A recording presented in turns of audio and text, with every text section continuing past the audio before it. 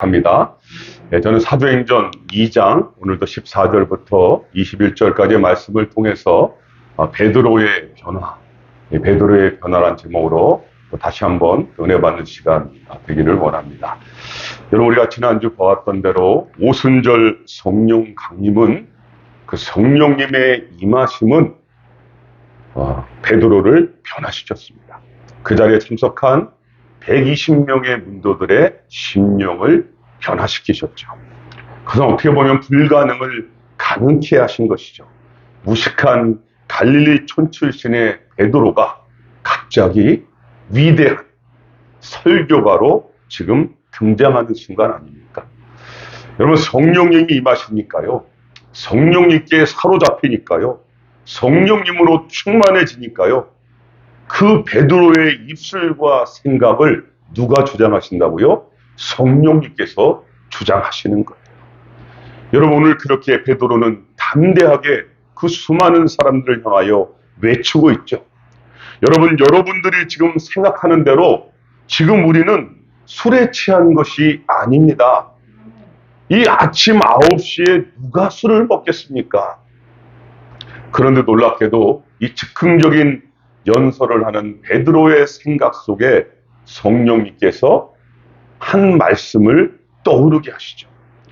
여러분, 사실 베드로는요, 이와 비슷한 경험을 했던 적이 있었잖아요. 어느 날 주님과 함께 가이사랴 빌립보 지방을 걸어가는데 주님이 갑자기 사랑하는 제자들에게 묻죠. 너희는 나를 누구라고 생각하냐? 그러자 더러는 엘리야라고 그러고 더러는 선지자라고 그러고 또 어떤 이들은 이렇게 대답한다라고 말할 때, 그때 여러분 베드로가 뭐라고 말합니까? 갑자기 그의 입이 열려지면서 그의 생각에 임한 대로 그가 대답을 하잖아요. 주는 그리스도시요 살아계신 하나님의 아들이십니다. 여러분, 사실 베드로는 자신의 입을 통하여 말씀하신 그 하나님의 그 음성을 그는 평생 잊을 수가 없었던 거 아닙니까? 어떻게 잊을 수 있겠습니까? 그 하나님의 임재하심을 말이죠. 지금 그 베드로가 대중을 향하여 오순절 성령 강림을 증언하는데 지금 동일한 일이, 아니 그 이상으로 갑자기 하나님의 말씀이 그에게 생각나고 그 말씀이 해석되어지고 풀려되어지는 것을 지금 체험하면서 베드로가 말씀을 전하고 있는 게 16절 아닙니까? 우리 16절 한번 읽어보시죠. 16절 말씀 시작. 이는 곧 선지자 요엘을 통하여 말씀하신 것이니 일렀을 때, 지금 베드로가 설교하는 거예요. 도중에 그가 떠오른 말씀을 전하고 있잖아요. 여러분, 지금 우리에게 일어난 이 일, 오순절 성령 강림 사건은 이미 선지자 요엘을 통하여 말씀하신 하나님의 그 말씀이, 하나님의 약속이 지금 우리 가운데서 성취되고 있는 것입니다. 이렇게 그들에게 지금 일어나고 있는 현상을 말씀을 통하여 설명하고 있는 것이죠. 여러분, 이것은 우리에게 너무나 중요한 부분을 던져주고 있는 거 아닙니까? 여러분, 성령님은요, 어떤 분이시라고요? 성령님, 우리 안에 계신 그 성령님은 우리에게 하나님의 말씀을 생각나게 하신다는 거예요. 여러분, 하나님의 말씀을 생각나게 하신다는 것이 우리가 성경 말씀을 얼마나 많이 읽습니까? 그저 하나님은 우리를 사랑하십니다. 그 말씀이 얼마나 많아요. 그런 로고스의 그런 말씀들이 어느 순간에 살아있는 내마의 말씀으로 나에게 바뀌어지게 하시는 역할을 누가 하신다고요? 성령님이 하시는 거예요.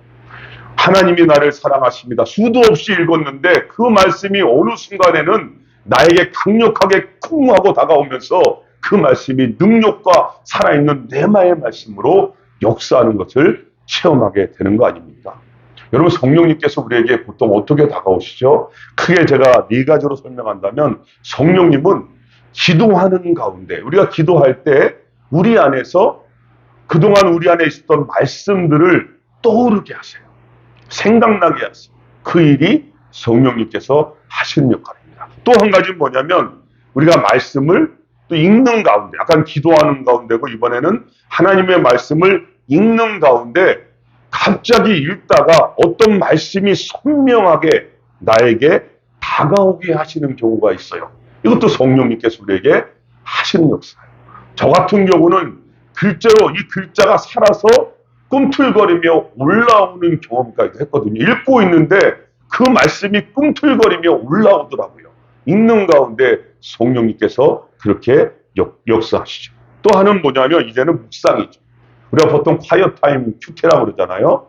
하나님의 말씀을 큐티에 말씀을 묵상하는 가운데 전혀 생각지도 않았던 그 말씀을 깨닫게 하시면서 다른 말씀들과 연결시켜주는, 그죠? 전혀 나는 그것을 생각도 못하고 있었는데 이 말씀과 저 말씀을 연결시켜주는 깨닫게 하시는 역할을 성령님께서 하십니다.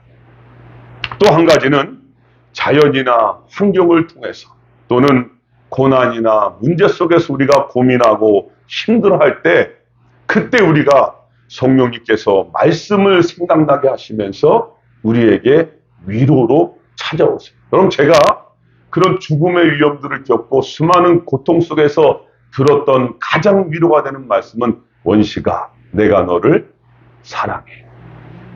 여러분 그 말씀을 수도 없이 들어왔고 수도 없이 읽었지만 그것이 저에게 강력하게 고난과 아픔과 죽음의 현장에서는요 그거보다 더 큰 위로가 더 큰 감동이 없는 거예요. 그를 누가 하신다고요? 성령님께서 하고 계시죠. 여러분 그러면 오순절 이 성령 강림을 통하여 베드로에게 지금 성령님께서 말씀을 생각나게 하셨잖아요. 그것이 어디에 나오는 말씀입니까? 요엘서 2장 28절에서 30절 초반에 나오는 말씀, 그 말씀을 떠오르게 하셨잖아요. 거기 이렇게 기록되어 있지 않습니까? 그 후에 오늘 말씀에는 여기 말세에 내가 내 영을 만민에게 모든 육체에게 부어 주리니 이 약속의 말씀이 지금 이루어지고 있다는 거죠. 여러분 지금 그들이 보고 있는 이 경이로운 사건은 이미 요엘 선지자는 BC 800년경이잖아요. 800년 전에 하나님께서 요엘 선지자를 통하여 미리 약속하신 말씀인 것이지 갑자기 우연히 이루어진 게 아니라는 것이죠. 그죠? 그것을 상기시켜주고 있는 말씀인 것이죠.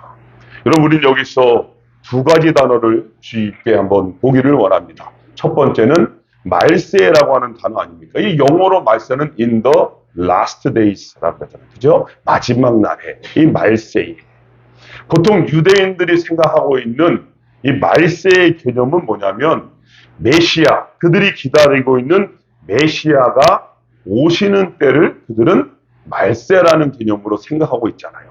그래서 지금도 유대교에서는 뭐 하고 있어요? 메시아가 오셨다고 보지 않고 있어요. 그들은 예수님을 메시아로 인정하지 않잖아요. 그래서 그들은 지금도 예수님을 아니라 그들의 메시아를 기다리고 있더라고요. 그렇기 때문에 그들은 예수님을 십자가에 못 박혀 죽인 것 같습니다. 어떻게 십자가에 못 박혀 돌아가신 예수님이 메시아가 될 수 있냐는 거죠. 그래서 그들은 믿지를 않습니다. 근데 여러분 여기서 말하는 베드로가 말하는 그 말세는 이미 예수님이 오심으로 시작이 된 거예요. 그죠? 그리고 예수님이 다시 오심으로 이 말세는 완성이 되는 것이죠. 그래서 말세는 어떻게 보면 하나님의 나라와 같은 개념으로 가는 거예요. 그럼 하나님의 나라가 어떻게 시작됐나요? 시작됐잖아요. 하나님의 나라가 어떻게 시작됐죠? 예수님이 이 땅에 오심으로 시작됐잖아요. 그리고 다시 예수님이 이 땅에 오심으로 그 하나님의 나라는 완성되어지기 때문에 지금 우리는 하나님의 나라가 완성되어지는 말세에 살고 있다는 것이 맞을 것이다. 여러분 그래서 오늘 본문에는 20절에 주의 크고 영화로운 날이라고 그렇게 표현하고 있는 거죠. 그것은 하나님의 나라가 이제 점점 완성되어져 가고 있음을 표현하고 있는 것을 볼 수 있는 것입니다. 여러분 하나님의 나라는 복음과 함께 이루어져 가고 있어요. 그리고 그 복음을 확장시켜 나가는 주체는 누구시라고요?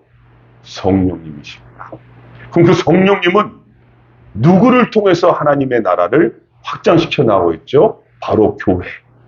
우리들을 통해서 하나님의 나라를 확장시켜 나가고 계시는 거죠. 그래서 성령님이 이 땅에 오셨다는 그 사건은 이 기쁜 소식을 온 세상 전하세. 그죠? 성령이 오셨네.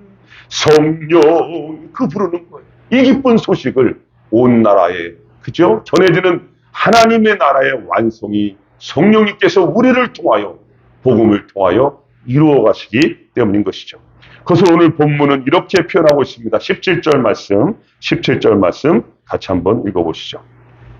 17절입니다. 시작. 하나님이 말씀하시기를 말세에 내가 내 영을 모든 육체에 부어주리니 너희의 자녀들은 예언할 것이요 너희의 젊은이들은 환상을 보고 너희의 늙은이들은 꿈을 꾸리라. 여러분, 하나님의 나라가 확장되게 하시는데 성령님께서 주도적으로 역사를 해나가시는데 가장 강력한 것은 변화를 일으켜 가신다는 거죠. 우리의 자녀들이 뭐를 한다고요? 우리의 자녀들이 예언을 하고, 그죠? 우리의 젊은이들이 환상을 보고, 우리의 늙은이들이 꿈을 꾼다. 그리고 오늘 본문에 보니까 내 영을 모든 육체에게 부어주겠다. 여러분, 내 영은 여기서 성령님을 말하고 모든 육체는 모든 사람을 말하잖아요. 여기서 우리가 모든 육체라고 하는 이 단어를 주의 깊게 보아야 할 필요가 있습니다. 여러분, 모든 육체라고 말하고 있거든요. 성경의 사상은 처음부터 제한적이거나 차별적이지 아니었다는 거예요. 하나님은 처음부터 보편적이고 우주적이신 거죠.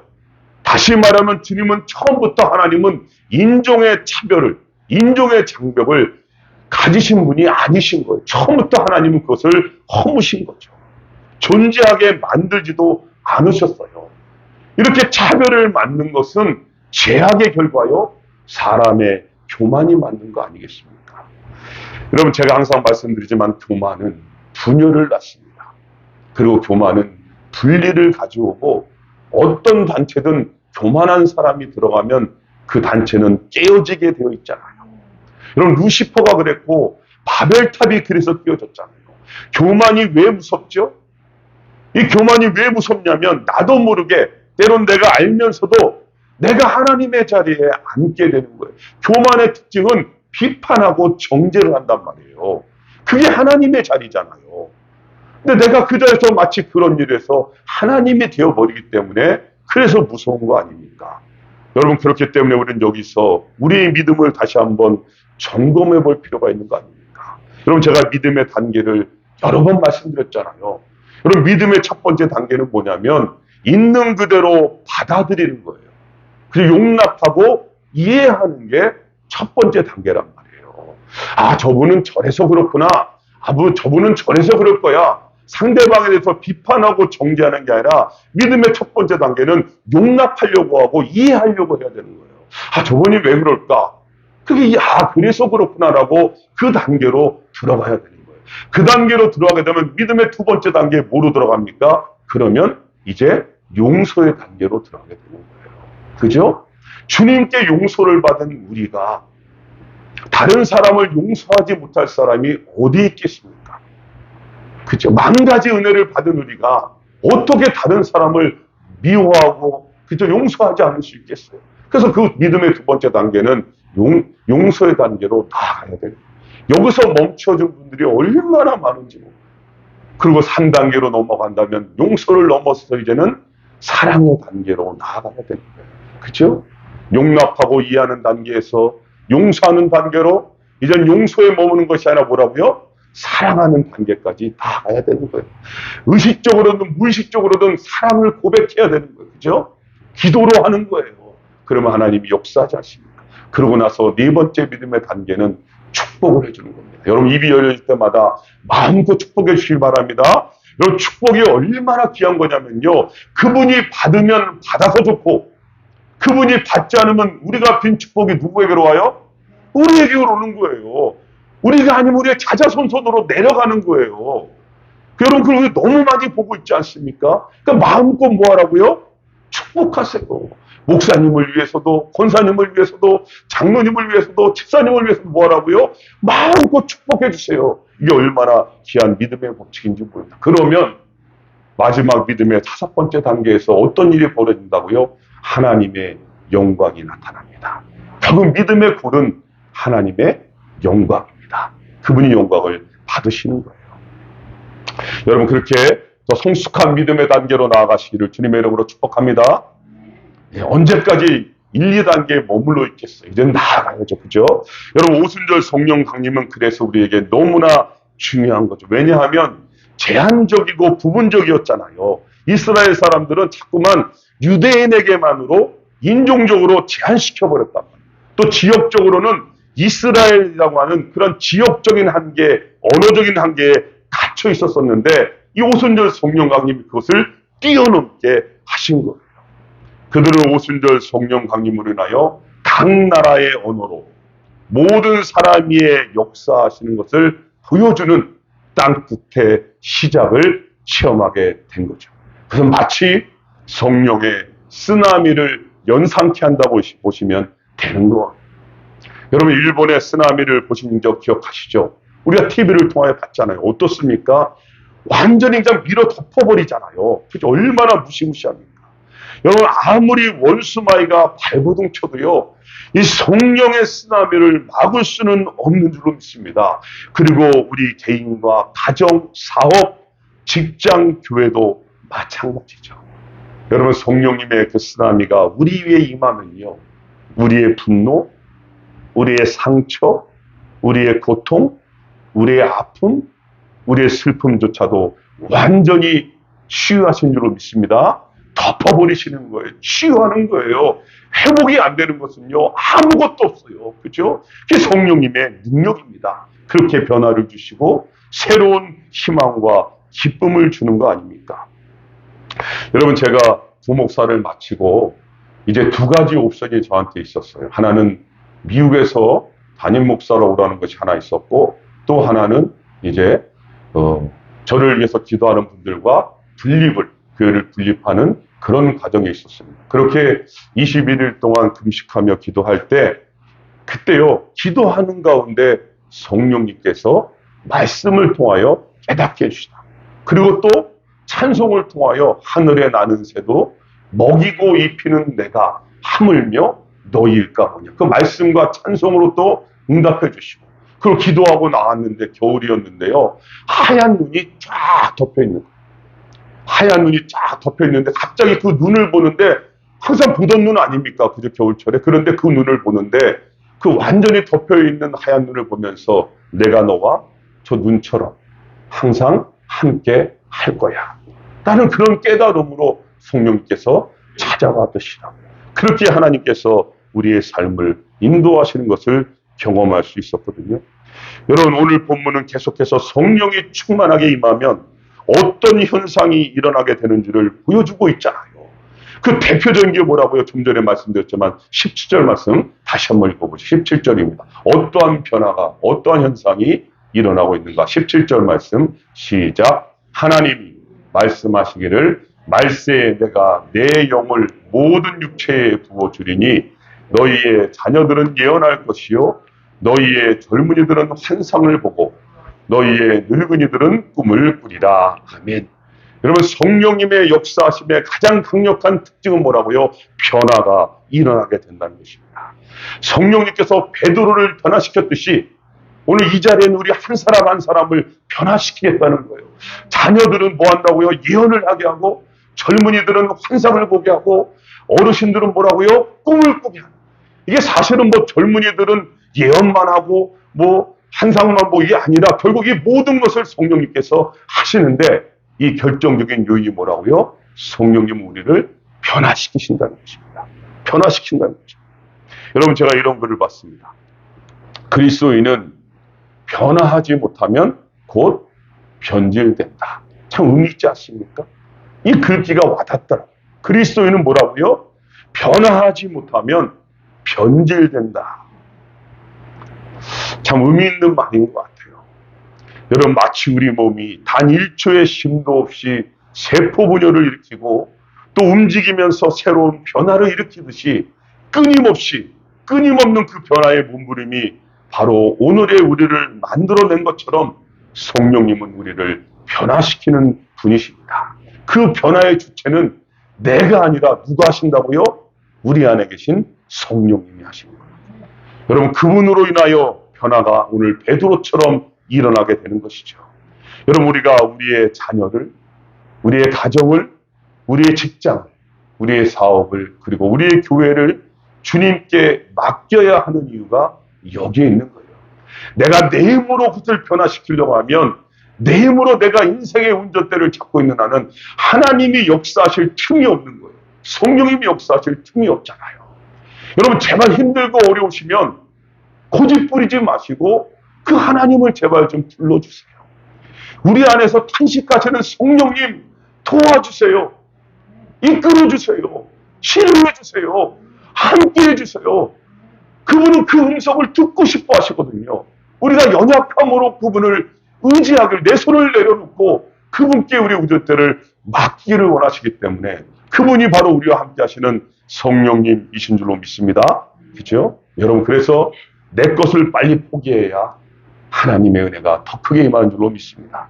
여러분, 당시의 예언이나 환상이나 꿈은 뭐죠? 일반 사람들이 하던 것이 아니었잖아요. 그 당시의 예언이나 꿈이나 환상은 선지자를 통해서 말했단 말이에요. 그 당시에는 이것이 얼마나 무시무시했습니까? 예를 들어 사무엘 선지자가 그 어느 지역을 방문할 때는요, 그 마을이 전체가 막 긴장하며 벌벌 떨었단 말이에요. 그 위대한 하나님의 선지자가 오는데 도대체 무슨 말씀을 가지고 오냐는 거예요. 혹시라도 우리 마을 다 망하는 거 아닌가? 하나님이 진노하시는 거 아닌가? 이렇단 말이에요. 그만큼 선지자를 통하여 하나님께서 말씀을 하셨던 시대가 있지 않습니까? 그런데 이 오순절 성령 강림은 이제는 특정한 사람이 아니라 우리의 자녀들, 우리의 젊은이들, 우리의 어르신들이 예언과 환상과 꿈을 가지게 되는 변화를, 모두가 다 변하게 되는 그 은혜가 이제는 임하는 시대가 되었다는 거예요. 할렐루야. 특정인이 아니라 우리 모두에게 그 성령님의 변화의 은혜가 임했다는 사실을 이 오순절 성령 강림이 우리에게 가르쳐 주신 것이죠. 어린아이나 어른이나 남자나 여자나 병든 자나 건강한 자나 실패한 자나 성공한 자나 지식의 여부나 지역에 상관없이 모두에게 성령님은 변화로 역사하여 주시고 인도하시고 믿습니다. 예, 여러분, 그렇게 성령님은 변화시키는 분이십니다. 이것이 오순절 성령 강림이었고 그 변화의 징표가 바로 지금 우리가 계속 보고 있는 사도행전이요 성령행전입니다. 지금 우리가 그것을 보고 있는 것이죠.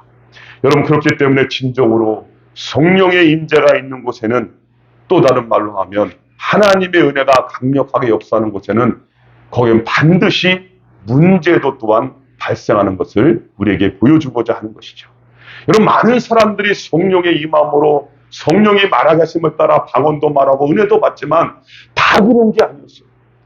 오히려 대중의 많은 사람들은 그들을 향하여 손가락질하며 저들은 술에 취했다 비난하고 그들을 놀리는 사람들도 있었다는 사실을 여러분 보셔야 되는 거예요.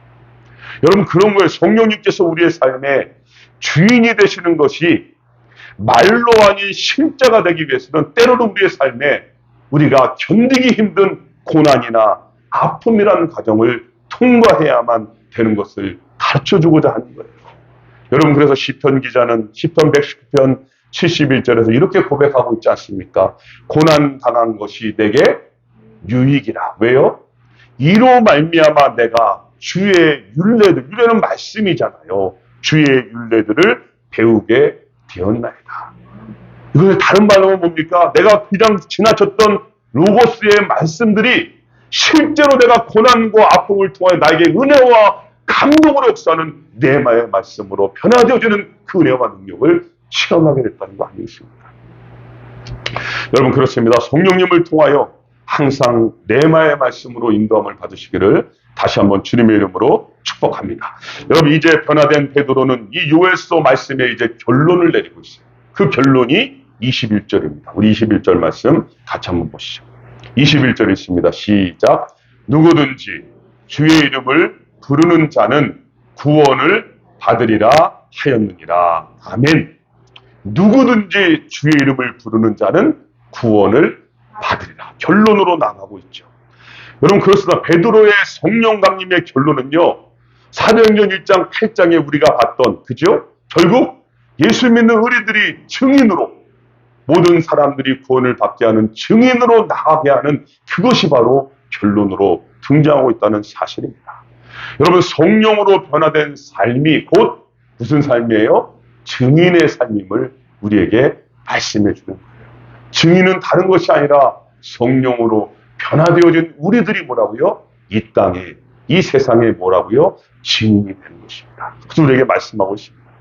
여러분, 이 오순절 성령 강림은 모든 사람, 온 나라와 열방에 구원을 베푸시는 하나님의 최고의 선물이었어요.